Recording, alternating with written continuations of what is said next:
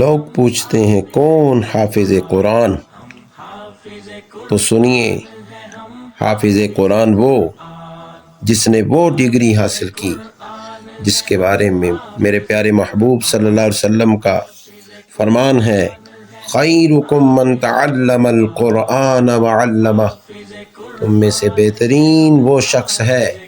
جس نے قرآن سیکھا اور دوسروں کو سکھایا۔ اب قرآن سیکھنے سکھانے کا معنی عام ہے، قرآن کو حفظ کر لیا، یہ بھی قرآن کے سیکھنے سکھانے میں آیا۔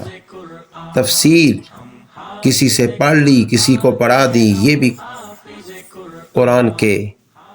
تعلم و تعلیم کے اندر آیا۔ تجوید پڑھ لی، قرآن مجید کے معنی مفہوم کو سمجھ لیا، معانی اور مفاہیم کو سمجھ لیا، یہ بھی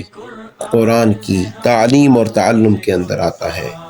اور جو حافظ قرآن ہے تو اس کی تعلیم جس نے پورے قرآن کو اپنے سینے کے اندر بسا لیا ہے۔ اور ایک مقام پر ہمارے پیارے نبی صلی اللہ علیہ وسلم کا فرمان ہے،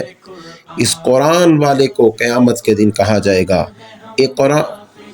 وارتقی ورتل کما ترتل فی الدنیا فإن منزلتک عند آخر آیۃ تقرأها۔ آقا علیہ السلام نے فرمایا قرآن والے کو کہا جائے گا، تلاوت کر اور منازل طے کرتا جا،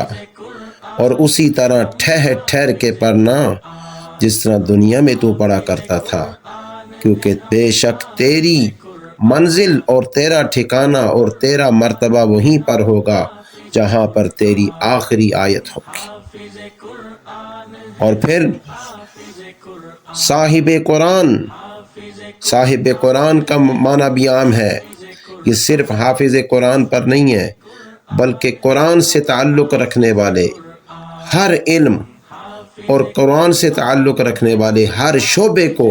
اپنے اندر یہ لے کر آ رہا ہے۔ اور پھر حافظ قرآن تو بدرجہ اولیٰ جنہوں نے اللہ کے اس کلام کو اپنے سینے میں بسایا، جسے فرمایا لو انزلنا هذا القرآن على جبل لرأيته خاشعا متصدعا من خشیۃ اللہ، اگر ہم یہی قرآن پہاڑوں پر اتار دیتے تو ضرور تم دیکھتے انہیں کہ وہ اللہ کی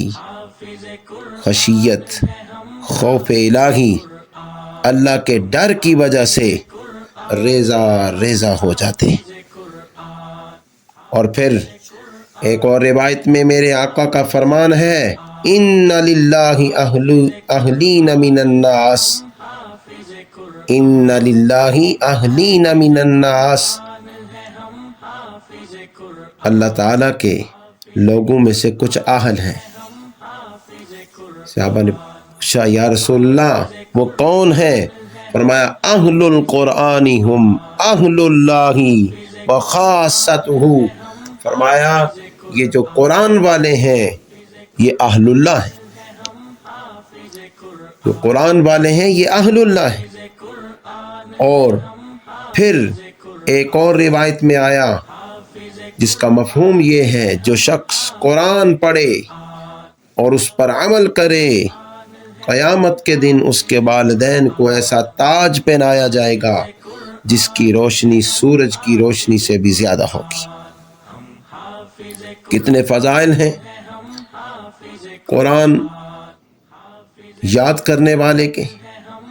قرآن کی تعلیم حاصل کرنے والے کے، قرآن کی تفسیر پڑھنے والے کے، کہ پیارے محبوب صلی اللہ علیہ وسلم نے تو حد کر دی، فرمایا تم میں سے بہترین وہ شخص ہے جس نے قرآن سیکھا اور دوسروں کو سکھایا۔ رمضان المبارک کی بابرکت ساعت میں آئیے، جس طرح ان بچوں نے قرآن اپنے سینوں میں بسا کر پھر مصلی امامت پر کھڑے ہو کر کبھی نوافل میں، کبھی تراویح میں اور کبھی دوسرے مواقع حاصل کر کے اللہ کے قرآن کو سنا بھی اور سنایا بھی، اسی طرح آپ بھی اپنے بچوں کو مدارس کی طرف بھیجیں تاکہ آپ کے بچے بھی اللہ کے قرآن کو اپنے سینے میں بسا سکیں۔ اللہ تعالی ہم سب کو قرآن کی محبت نصیب فرمائے۔